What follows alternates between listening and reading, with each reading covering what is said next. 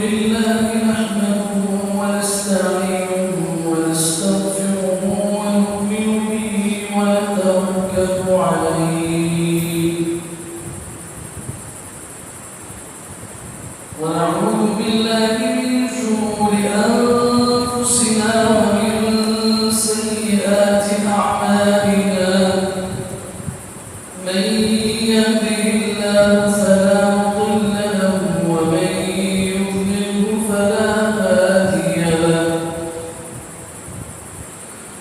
ونشهد أن لا إله إلا الله وحده لا شريك له ونشهد أن سيدنا ومولانا محمدا عبده ورسوله صلى الله تعالى عليه وعلى آله وصحبه وبارك وسلم تسليما كثيرا كثيرا. أعوذ بالله من الشيطان الرجيم. بسم الله الرحمن الرحيم. إن الذين يحبون أن تشيع الفاحشة في الذين آمنوا لهم عذاب أليم في الدنيا والآخرة والله يعلم وأنتم لا تعلمون. وقال سبحانه وتعالى لعنهم الله وقال لأتخذن من عبادك نصيبا مفروضا ولأضلنهم ولأمنينهم ولآمرنهم فليبتكن آذان الأنعام ولآمرنهم فليغيرن خلق الله ومن يتخذ الشيطان وليا من دون الله فقد خسر خسرانا مبينا. وقال تبارك وتعالى فطرة الله التي فطر الناس عليها لا تبديل لخلق الله. وقال عز وجل فخلف من بعدهم خلف أضاعوا الصلاة واتبعوا الشهوات فسوف يلقون غيا. وقال سبحانه ومن الناس من يشتري لهو الحديث. وقال تبارك عز وجل قل إنما حرم ربي الفواحش ما ظهر منها وما بطن. وعن عبد الله بن عباس رضي الله تعالى عنهما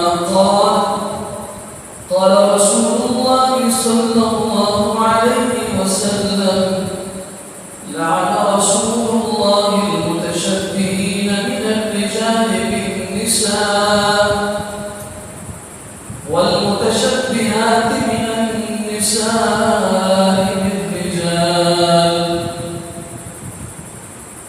أو كما قال رسول الله صلى الله عليه وسلم صدق الله وصدق رسوله المصطفى صلى الله عليه وسلم ونحن على ذلك من الشاهدين والشاكرين والحمد لله رب العالمين.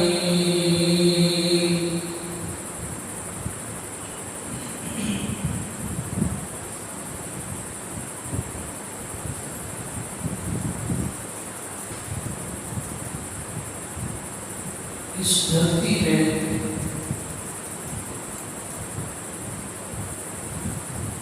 جو اشیاء آج ہمیں نظر آ رہی ہیں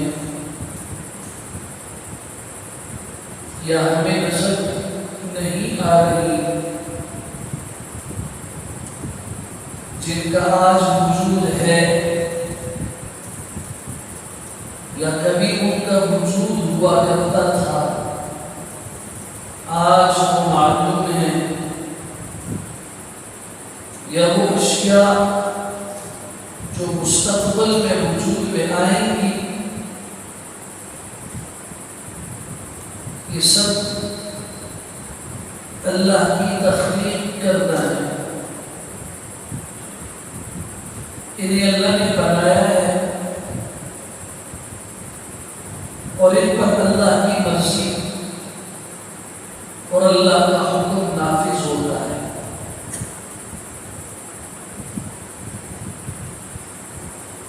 اشرف المخلوقات انسان کو اللہ نے اشرف اور معزز بنایا۔ ایک ماں اور باپ سے ان کا سلسلہ جاری فرمایا۔ کسی کو اللہ نے بیٹوں کی شکل میں نعمت سے نوازا، کسی کو اللہ نے بیٹیوں کی شکل میں رحمتوں سے نوازا، کسی کو اللہ نے بیٹے اور بیٹیاں دونوں دی، اور کسی کو اللہ نے دونوں سے محروم رکھا۔ یہ اللہ کی مرضی ہے۔ کوئی اپنی مرضی سے اپنی چاہت کے مطابق فیصلہ اپنے اوپر بھی نہیں کر سکتا۔ آج ایک مسئلہ ہمارے ملک پاکستان میں بہت زور و شور سے گونج رہا ہے، اور بڑے ہی خاموشی سے 22 مئی 2018 کو اسلام کے نام پہ بننے والے ملک پاکستان میں قومی اسمبلی سے ایک ایکٹ قانون پاس ہوا، پیش نہیں ہوا، پاس ہوا، جسے جو حضرات اخبارات وغیرہ پڑھتے ہیں، سوشل میڈیا سے متعلق ہیں، انہوں نے سنا بھی ہوگا، ٹرانس جینڈر ایکٹ کے نام سے یہ قانون ہمارے ملک میں پاس ہوا۔ میں اگر ایک لفظ میں کہوں کہ بے حیائی اور بے شرمی کی انتہا ہے تو یہ لفظ بھی کم ہوگا۔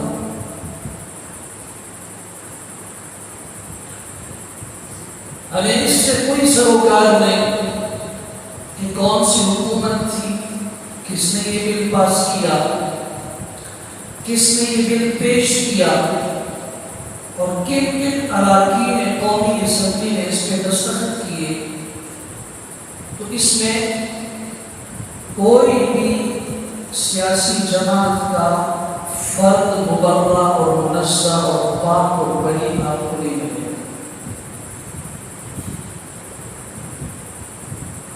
مجھے ضرورت نہیں ہے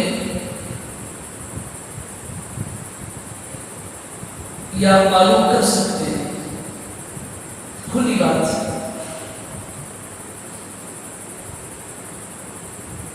خواجہ سرا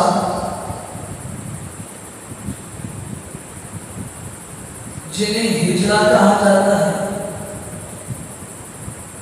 ان کو قانونی تحفظ دینے کے نام سے یہ ایک قانون پیش کیا گیا اور اس کو پاس کر دیا گیا۔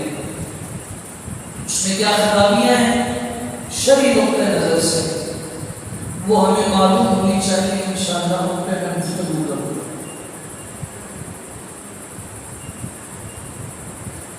بظاہر بات یہ سامنے رکھی گئی کہ جو خواجہ سرا ہیں ان کے حقوق ضائع ہوتے ہیں، انہیں معاشرے کے اندر اچھی نظر سے نہیں دیکھا جاتا، تو ہم ان کو ان کے حقوق دینا چاہتے ہیں۔ پہلی بات آپ یہ سمجھیے کہ خواجہ سرا انسان ہے، یہ کوئی اور مخلوق نہیں ہے۔ مرد اور عورت دو جنس ہیں، تیسری جنس نہیں ہے یہاں پر، اس کو سمجھیے ذرا۔ یہ جو خواجہ سرا کا طبقہ کہلاتا ہے، یا یہ مرد ہوتے ہیں یا یہ عورتیں ہوتی ہیں۔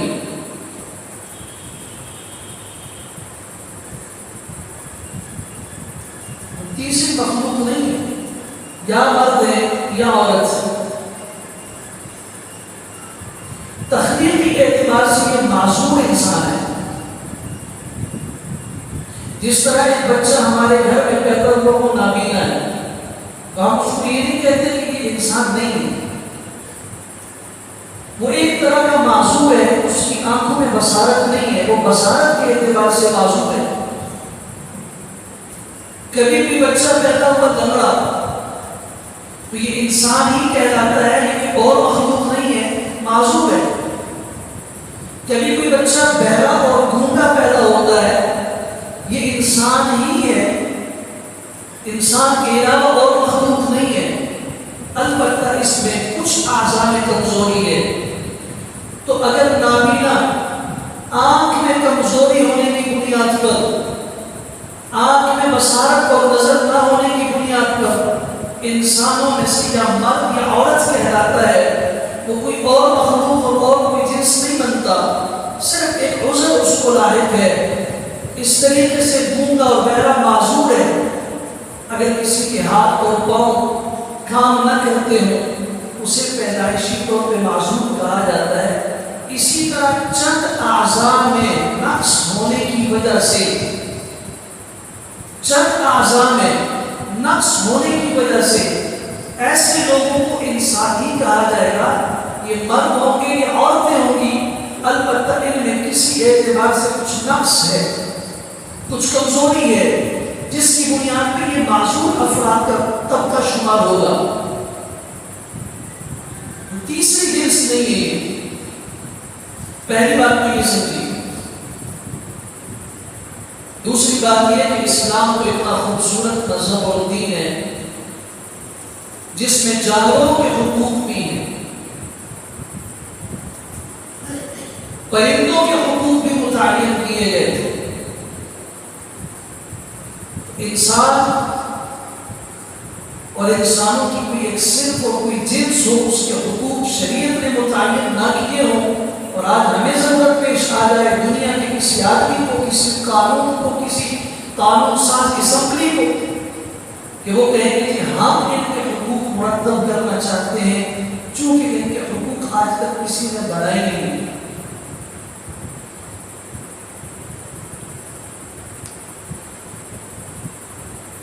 یہ ان کے لیے ایک قانون بنا کے پاس کر دیا گیا، اس آڑ میں نقصان کیا ہوا؟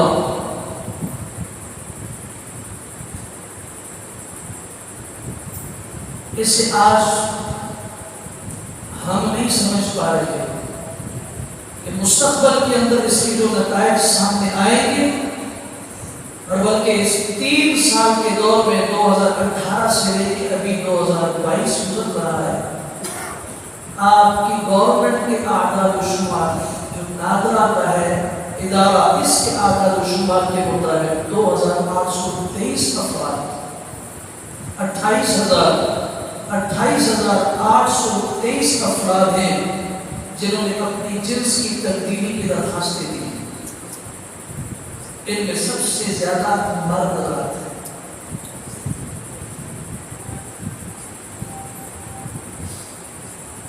16,530 افراد ایسے مرد ہیں جنہوں نے کہا ہم عورت بننا چاہتے ہیں، ہمیں اجازت دی جائے، ہمیں قانونی طور پر عورت کہا جائے، اور پھر عورتیں تو اس معاملے میں کم ہوتی نہیں، 15,174 154 ایسی عورتیں ہیں جنہوں نے کہا مرد بننا چاہتے ہیں۔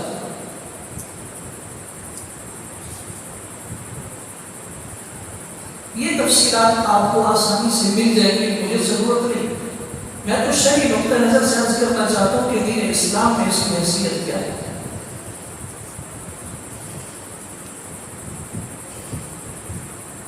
قرآن مجید میں اور رسول اکرم صلی اللہ علیہ وسلم کی احادیث مبارکہ میں ان باتوں کی طرف آج سے 1400 سال پہلے، 1450 سال پہلے اعلانات ہو چکی ہیں۔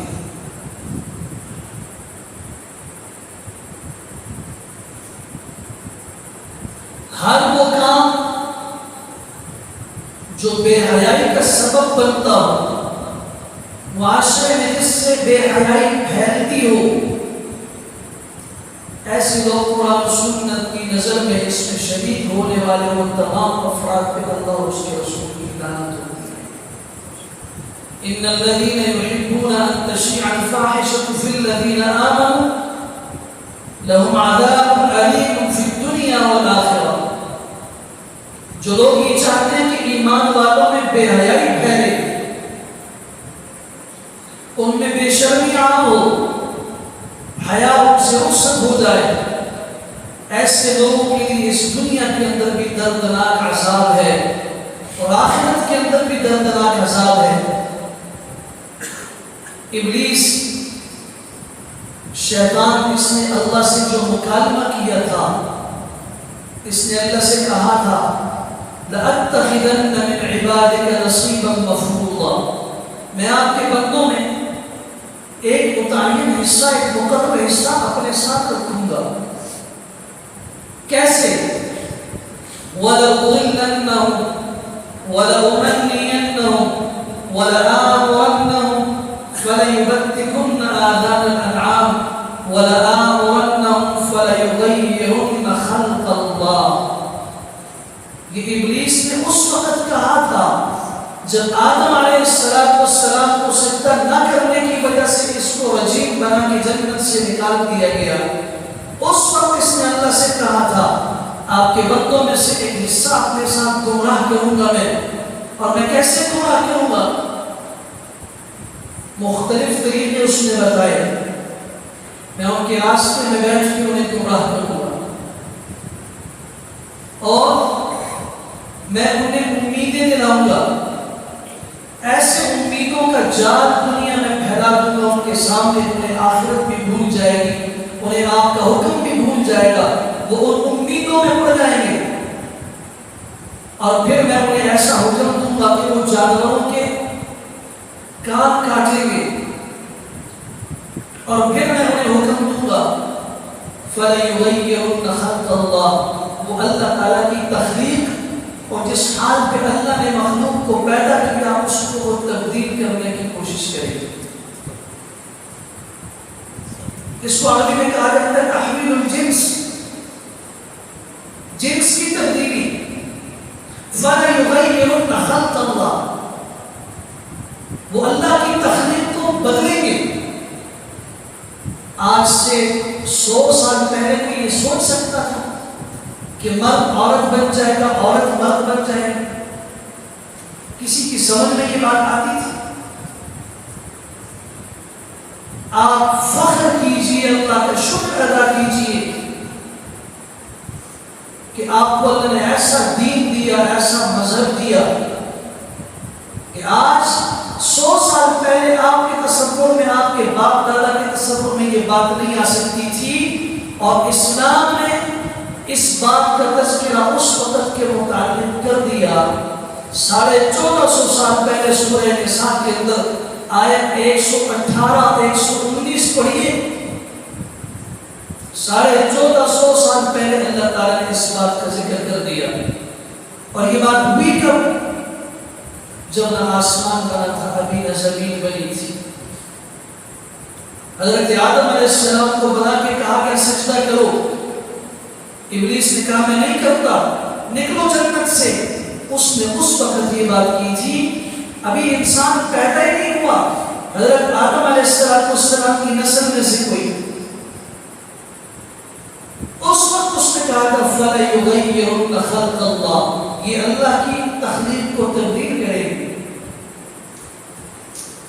قرآن مجید نے سورہ روم کے اندر آیت 30 میں کہہ دیا تھا فطرۃ اللہ التی فطر الناس علیہا، یہ اللہ کی پیدائش ہے، اللہ کی تخلیق ہے جس پر اللہ تعالیٰ نے کسی مخلوق کو پیدا کیا ہے۔ لا تبدیل لخلق اللہ، اللہ کی تخلیق کو کوئی تبدیل نہیں کر سکتا،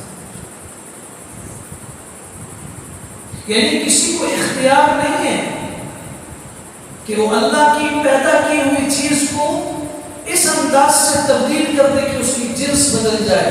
یہ ہو تو سکتا ہے لیکن اس کی اجازت نہیں ہے شریعت میں۔ فخلف من بعدهم خلف اضاعوا الصلاة واتبعوا الشهوات فسوف يلقون غيا۔ اب سورہ مریم کی آیت 59 پڑھیے۔ پیچھے ایسے لوگ آئے جنہوں نے نمازوں کو بھی ضائع کیا اور جنہوں نے شہوتوں کی اتباع کی، جو ان کی مرضی میں آیا، جو ان کی چاہت میں آیا، جو ان کے دل میں آیا، انہوں نے اس کے پیچھے چلنا شروع کر دیا۔ اللہ فرماتے ہیں ان کی سزا کیا ہے؟ فَسَوْفَ يَلْقَوْنَ غَيًّا، یہ جہنم کی ایک وادی جس کا نام غی ہے، گمنام وادی کے اندر انہیں ڈال دیا جائے۔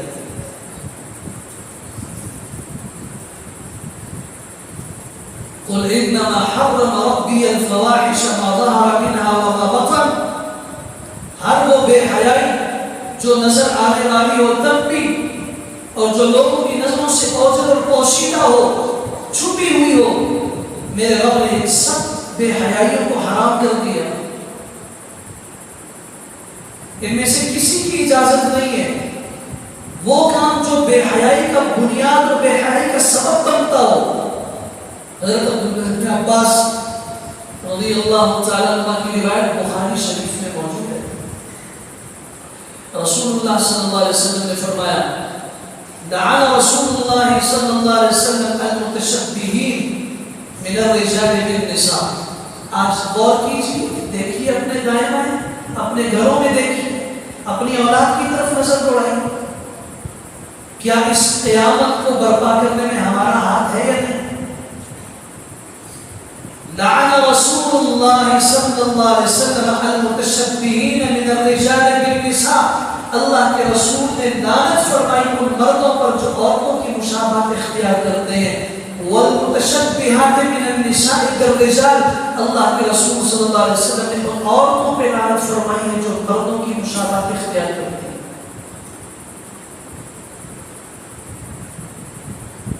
کیا آج کے نوجوان 12, 13, 14, 15 سال کے لڑکے کا چال چلن، اس کے بالوں کا انداز، اس کے چہرے کا انداز، اس کے ہاتھ پاؤں کے ہلانے کا انداز، حتیٰ کہ اس کے چلنے کا انداز یہ عورتوں کے مشابہ ہے یا نہیں؟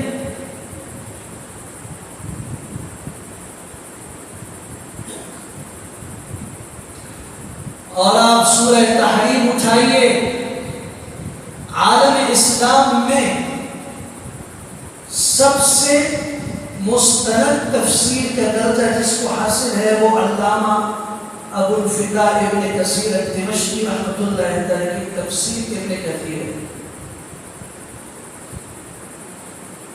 یہ تفسیر رائے سے نہیں ہے، قرآن کی تفسیر قرآن سے ہے، قرآن مجید کی تفسیر حدیث سے ہے، قرآن مجید کی تفسیر اقوال صحابہ اور تابعین سے ہے، اس میں رائے کی کوئی بات نہیں ہے۔ اور عرض کر دوں کہ ابن کثیر مفسر بھی ہیں، محدث بھی ہیں اور مورخ بھی ہیں۔ تاریخ میں بھی ان کی کتاب البدایہ والنہایہ، تاریخ ابن کثیر مستند تفسیر شمار ہوتی ہے، تاریخ کی کتاب، سیرت کی کتاب شمار ہوتی ہے۔ بہرحال سورہ تحریم 28واں پارہ ہے، اس کی آخری سورت ہے۔ آیت ہے یا ایھا الذین آمنوا توبوا الی اللہ توبۃ نصوحا، ایمان والو اللہ کی طرف توبہ کرو، اللہ کی طرف پلٹ جاؤ، اللہ کی طرف واپس لوٹ آؤ اور ایسی توبہ کرو جو خالص قسم کی توبہ ہے۔ اس آیت کے ضمن میں زر ابن حبیش رحمۃ اللہ تعالی کی سند سے حضرت ابی ابن کعب جنہیں رسول اکرم صلی اللہ علیہ وسلم نے اس امت کا سب سے بڑا قاری فرمایا، اور آپ نے فرمایا تم میں سے جو قرآن سیکھنا چاہتا ہے تو وہ ابن مسعود سے سیکھے، معاذ بن جبل سے سیکھے، ابی ابن کعب سے سیکھے، ابو موسیٰ اشعری سے سیکھے، چند نام اپنے لیے۔ ان میں آپ نے فرمایا ابی ابن کعب اس امت کا سب سے بڑا قاری ہے۔ حضرت ابی ابن کعب رضی اللہ عنہ روایت نقل کرتے ہیں اللہ کے رسول صلی اللہ علیہ وسلم نے فرمایا تھا، کیا فرمایا؟ اس امت کے آخر میں قیامت سے پہلے ایسے حالات زمین پہ آئیں گے، ایسے حالات، میں پوری روایت نہیں پڑھتا، تفصیلی روایت، ایسے حالات پیدا ہوں گے جن حالات کے نتیجے میں زمین والوں کے لیے عرش والے کا فیصلہ ٹھیک نہیں ہوگا، ان کے موافق نہیں ہوگا۔ کیا ہوگا؟ رسول اللہ صلی اللہ علیہ وسلم نے فرمایا مرد مرد سے نکاح کرے گا، عورت عورت سے نکاح کرے گا، منہا نکاح الرجل الرجل، یا اللہ، میں 1450 سال پہلے کی بات کر رہا ہوں، یہ بات ہم جیسے گناہگاروں کے تصور میں بھی نہیں آتی۔ اللہ کے رسول صلی اللہ علیہ وسلم نے فرمایا تھا منہا، کچھ چیزیں ہیں جو اللہ کو غضب دلائیں گی اور اللہ کی طرف سے زمین والوں کے لیے تباہی اور بربادی اور ہلاکت کے فیصلے ہوں گے۔ منہا نکاح الرجل الرجل، ان میں سے یہ ہوگا کہ مرد مرد سے نکاح کرے گا، وَهَذَا مما حرمه اللہ ورسولہ ویمقت اللہ علیہ ورسولہ، یہ ایسا کام ہے جس پر اللہ بھی ناراض ہے، جس پہ اس کا رسول بھی ناراض ہوتا ہے، اور جس پر اللہ اور اس کے رسول کی حرمت کا فتویٰ اور فیصلہ موجود ہے۔ وَمِنْهَا نِكَاحُ الْمَرْأَةِ الْمَرْأَةِ، وہاں عورت عورت سے نکاح کرے گی۔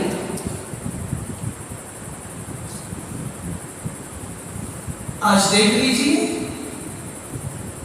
یہ جو قانون ہمارے ہاں بنا اور پاس ہوا، اس کا ایک نتیجہ یہ ہوگا کہ مرد جب عورت بننا چاہے وہ نادرا میں درخواست دے گا، وہ عورت جب وہ اپنی مرضی سے کہنا چاہتا ہے میرے اندر کے احساسات جو ہیں وہ عورتوں والے ہیں،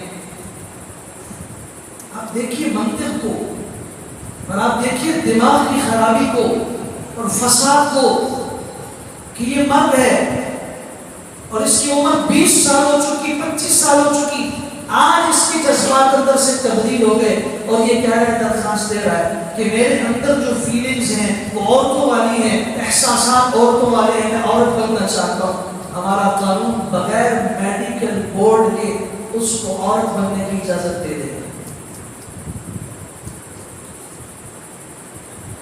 اور میں ان تفصیلات میں نہیں جاتا جس کے نتائج ابھی ان 3 سالوں میں ہمارے سامنے آ بھی چکے ہیں۔ تو یہاں یہ نہیں ہے کہ جو مرد تھا یہ عورت بن گئی، اب یہ اپنی مرضی سے ہے مرد، یہ عورت بن کے کاغذات کے اندر یہ کسی مرد سے نکاح کرے گا، تو یہ نکاح الرجل الرجل نہیں ہے، یہ مرد کا نکاح مرد سے نہیں ہو رہا۔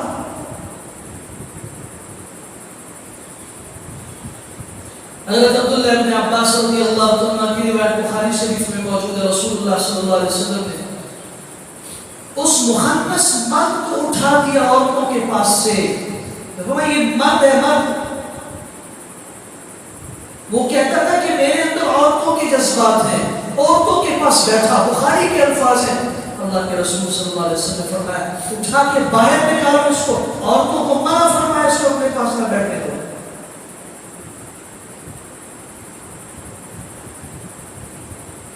کیا یہ اسلام میں واضح ہدایات موجود نہیں ہے کہ معاشرے کے اندر ایسے افراد پیدا ہوں گے ایسا کریں.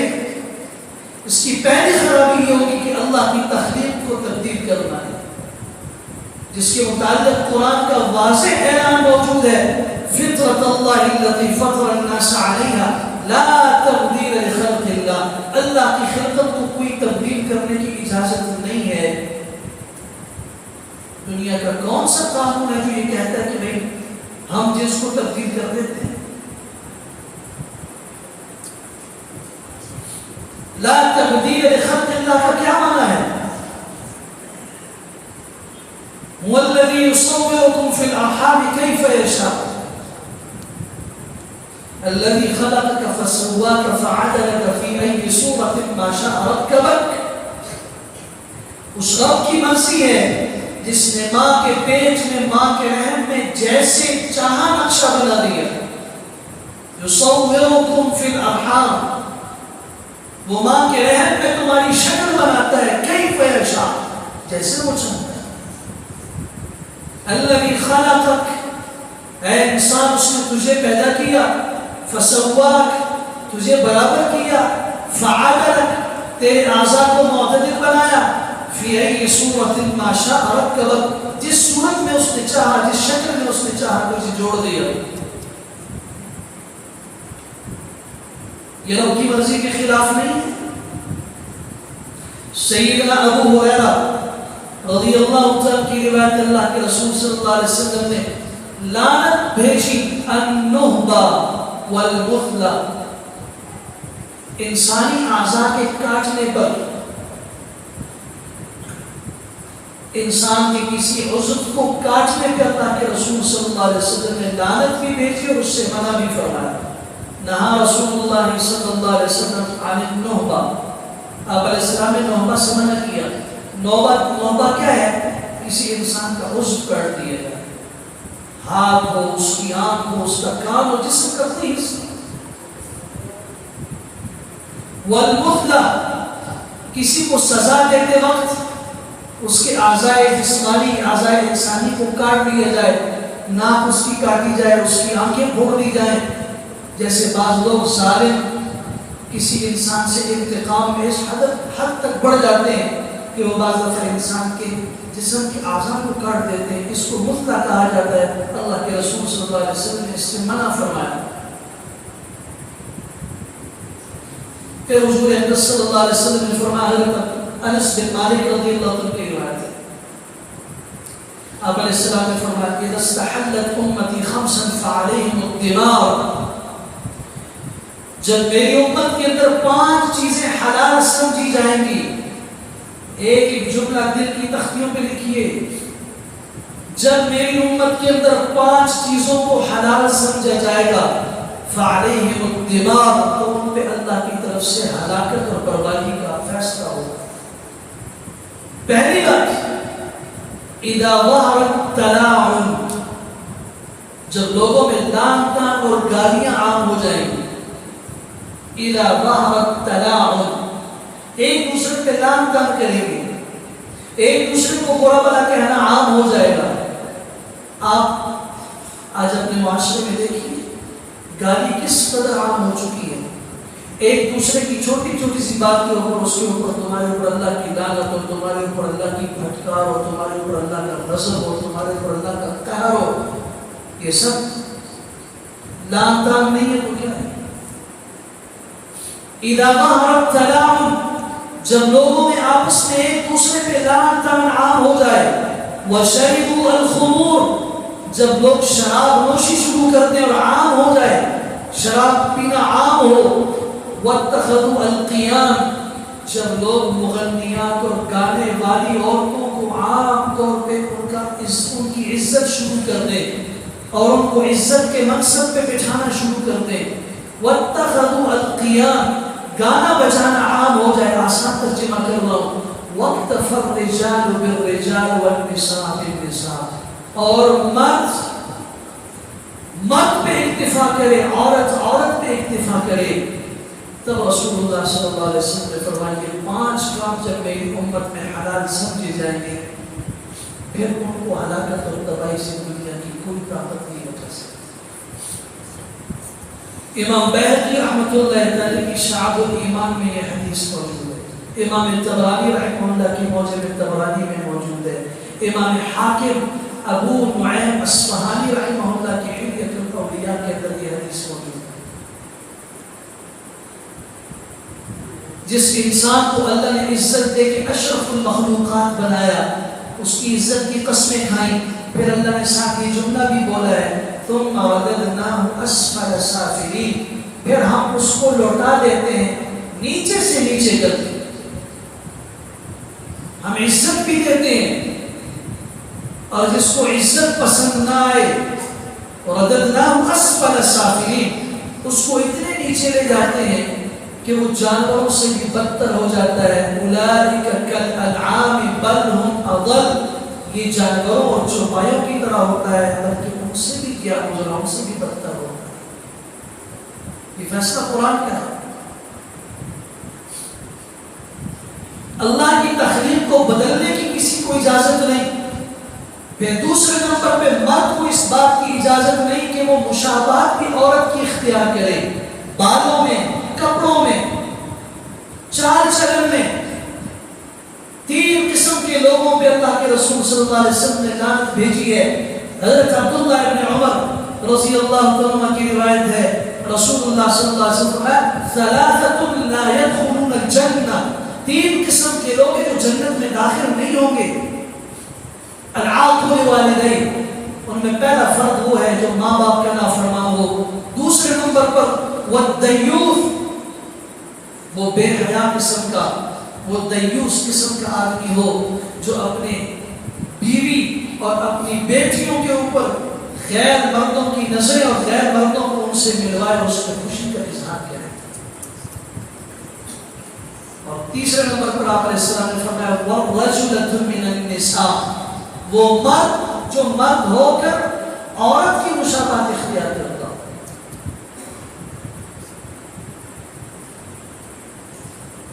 ایک شخص جس نے صرف سرخ رنگ کا لباس پہنا،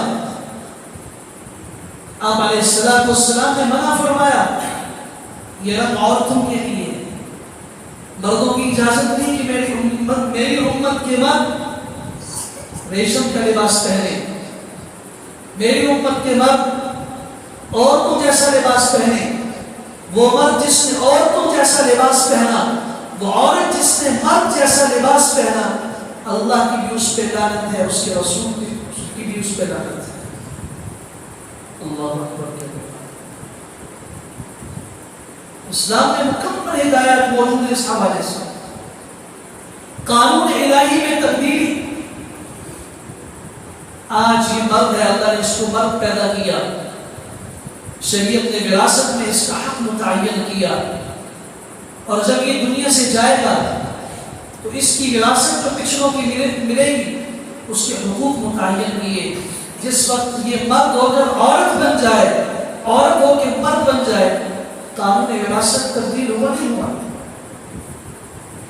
یہ بیٹا تھا، اس کو اللہ کے قرآن نے 2 حصے دیے تھے، آج یہ بیٹی بن گیا، اس کا حصہ 1 ہو گیا۔ یہ بیٹی تھی، اس کا حصہ 1 تھا، اس نے اپنے آپ کو مرد کہلوایا، 2 حصے ہو گئے۔ قانون وراثت کے اندر تبدیلی کون کر رہا ہے؟ آپ وراثت کی آیات پڑھیے سورہ نساء کے اندر، اس کے دوسرے رکوع میں آپ کے سامنے ساری صورتحال آئے گی۔ آخر میں فرمایا وَمَن يَتَعَدَّ حُدُودَ اللَّهِ، یہ جو قانون وراثت میں تبدیلی کرے گا یہ اللہ کے حد سے بڑھنے والا ہے، اور جو شخص اللہ کی مقرر کرتا حدود سے آگے بڑھنے کی کوشش کرے یدخلہ نار جہنم، اللہ اسے جہنم کی آگ میں داخل کرے۔ آج سے ہزاروں سال پہلے حضرت لوط علیہ السلام کی قوم کے جرائم کو اللہ نے اس امت کے قرآن میں مختلف مقامات پہ ذکر کیا۔ وہی کیفیات، وہی حالات قانونی شکل کے اندر آج ہمارے ملک کے اندر نافذ ہو چکے ہیں۔ ہم ان سے اپنی برات کا اعلان کرتے ہیں اور ہم کھل کے کہتے ہیں کہ قرآن و سنت کے متصادم ہے یہ نظام۔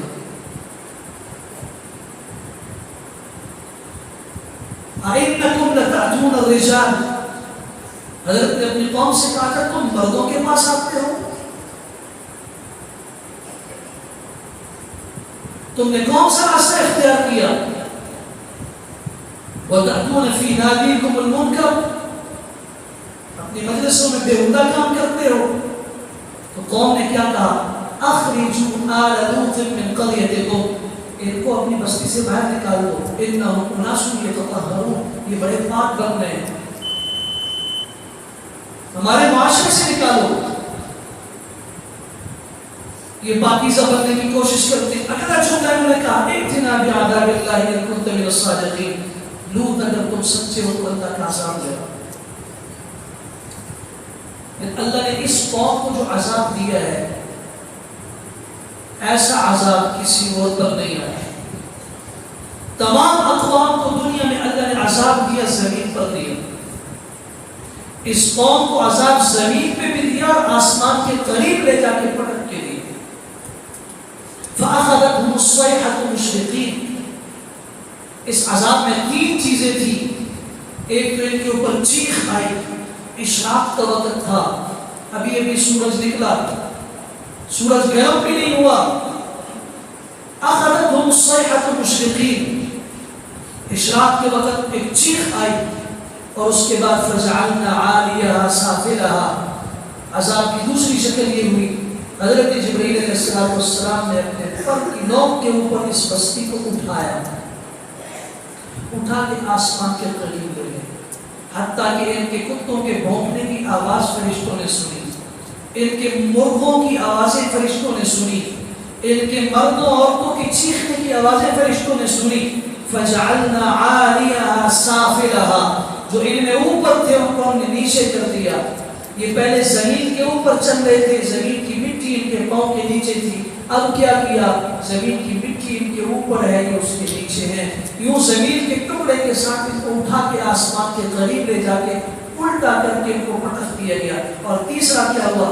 امطرنا علیہم حجارۃ من سجیل منضود، ہم نے تہ بتہ پتھروں کی بارش کر دی۔ آج چلے جاؤ اردن کے کنارے پر سدوم کی یہ بستی جہاں رہتی تھی، آج وہاں پہ جو سمندر ہے دنیا کا، البحر المیت کے نام سے، ڈیڈ سی کے نام سے، بحیرہ مردار کے نام سے ہمارے ہاں جانا جاتا ہے، جس کے پانی میں ڈبونے کی صلاحیت اللہ تعالیٰ نے دے دی ہے۔ وہاں کا پانی کسی چیز کو ڈبوتا نہیں ہے، وہاں اس پانی کے اندر کوئی جاندار چیز زندہ نہیں رہ سکتی۔ کہیں سے مچھلی اٹھا کے اس میں ڈال دو وہ مر جائے گی، کوئی جاندار اٹھا کے اس کے اندر ڈال دو وہ اس کے اندر وہ چیزیں، وہ جانور جو پانی کے اندر رہنے والے ہیں، دنیا کا ایک پانی ایسا ہے جس کے اندر وہ جاندار نہیں رہ سکتا۔ آج بھی وہ خطہ اللہ کے عذاب کی دعوت دے رہا ہے۔ قانون الہی کو تبدیل نہ کرو، ارے تبدیل کرنا تو بہت بڑا جرم ہے۔ اللہ کے قانون کو نہ ماننے کی وجہ سے قومیں ہلاک ہوئی ہیں۔ جائے کہ ایک قدم آگے بڑھا کے کہا جائے قانون کو تو ہم مانتے بھی نہیں، ہم اس کو بدلتے ہیں۔ رسول اللہ صلی اللہ علیہ وسلم نے فرمایا علامات قیامت میں سے ایک چیز یہ ہوگی کہ لوگوں کے اندر بدکاری ایسے عام ہو جائے گی جیسے آپ نے جانوروں میں گدھے کا نام لیا۔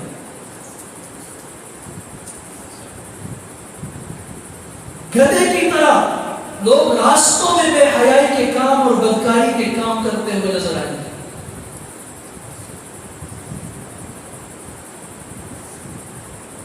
آج تو مجالس کے اندر ایسے اعضاء جن اعضاء کا تعلق بھی صدر سے ہے، جن کا تعلق بھی اللہ نے قرآن کریم میں ان اعضاء کا کہیں پہ نام بھی ذکر نہیں کیا،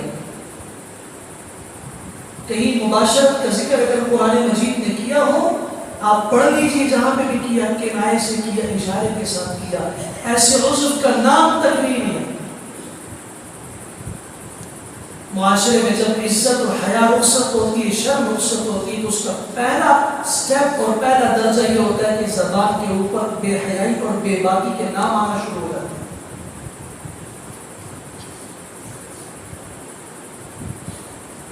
ایسے نام بھی نہ لو زبان پہ، ان کے آنے سے اگلا درجہ یہ ہوتا ہے کہ انسان کے دل میں شرم و حیا رخصت ہو جاتی ہے، اور جب شرم رخصت ہو جائے پھر رسول اللہ صلی اللہ علیہ وسلم نے فرمایا اذا لم تستحی فاصنع ما شئت، جب تمہارے اندر حیا نہ ہو تو پھر جو مرضی میں آتا ہے کرو۔ وہ ماں باپ کیسے ہیں جو اپنی اولاد کے سامنے ایسی باتیں کرتے ہیں جن کا زبان پہ لانا شرم و حیا ہے؟ وہ اولاد کیسی ہے جو ماں باپ کے سامنے ایسے الفاظ اپنی زبان سے دہراتے ہیں؟ اسی وجہ سے نتیجہ یہ ہوتا ہے شرم و حیا گھروں سے رخصت ہو گئی۔ آپ علیہ السلام نے فرمایا راستے میں ایسے بدکاری کی باتیں کرتے ہوئے تم لوگوں کو نظر آئیں گے، اور مجھے اللہ کی قسم ہے آج کے تعلیمی ادارے جو تربیت گاہ ہوتے ہیں، جو تہذیب نفوس کے لیے انسانی اقدار اور ان کو اخلاق کی تربیت گاہیں کہا جاتا ہے، ان تربیت گاہوں میں چلے جاؤ، آپ ان کے گراؤنڈ میں چلے جاؤ، آپ ان کے ہاسٹلز میں چلے جاؤ، تو آپ کو اس ملک کے اندر جہاں ہماری مائیں بہنیں پڑھتی ہیں غیر مسلم نہیں ہے، وہاں کے نوجوانوں کا مخلوط نظام دیکھو، وہاں بچیوں کا مخلوط نظام دیکھو، آج نہیں تو کل اس کے نتائج جو سامنے آئیں گے وہ میرے الفاظ نہیں، وہ اللہ کے رسول صلی اللہ علیہ وسلم کے الفاظ ہیں کہ اگر مرد صرف عورت کی مشابہت اختیار کر لے وہ اللہ کی لعنت سے نہیں بچ سکتا، اللہ کے غضب سے نہیں بچ سکتا۔ عورت اگر مرد کی صرف مشابہت اختیار کر لے، چاہے جائے کہ اپنی زندگی کا سفر بھی اپنے لیے خود ڈھونڈ رہے، ہم سفر ہماری مرضی سے ہوتا۔ آپ نے فرمایا اس کی وجہ کیا ہے، سبب کیا ہے؟ لا تقوم الساعة حتى يتسافدوا كما يتسافد الحمير، اس وقت تک قیامت نہیں آئے گی جب تک دنیا والے اپنی آنکھوں سے یہ منظر دیکھ نہ لیں کہ لوگ جانوروں کی طرح اور گدھوں کی طرح بدکاری راستوں میں کرتے ہوئے نظر آئیں گے۔ اور اس کی وجہ کیا ہے؟ ابن عمر عبداللہ ابن عمر رضی اللہ عنہ نے تعجب سے پوچھا اللہ کے رسول صلی اللہ علیہ وسلم کیا ایسا ہوگا؟ کیا ایسا ہوگا؟ آپ نے فرمایا لا یکونن، ہاں ضرور ایسا ہوگا۔ وجہ کیا ہے، اس کا سبب کیا ہے؟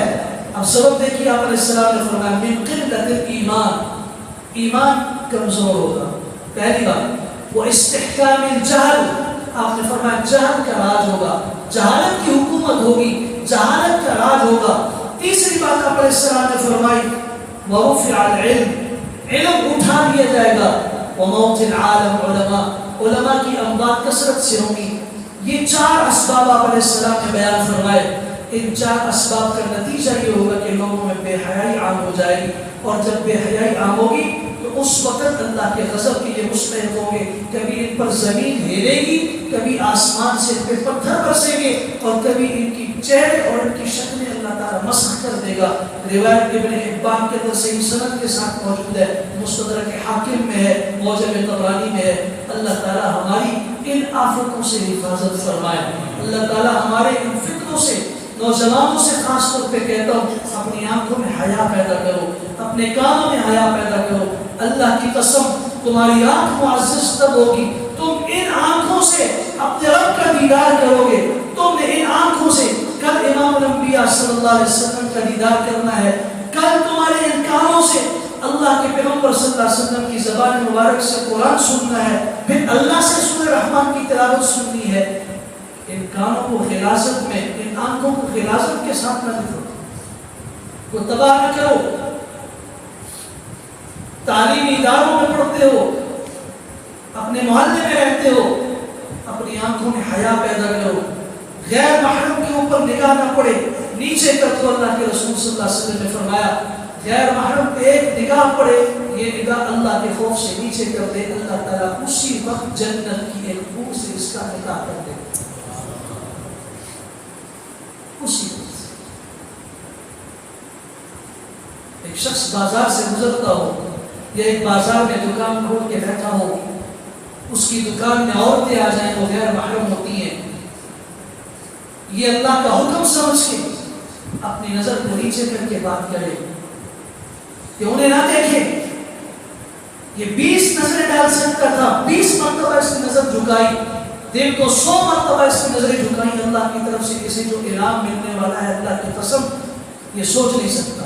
اور جس کی آنکھ کو اللہ ٹھنڈا کر دے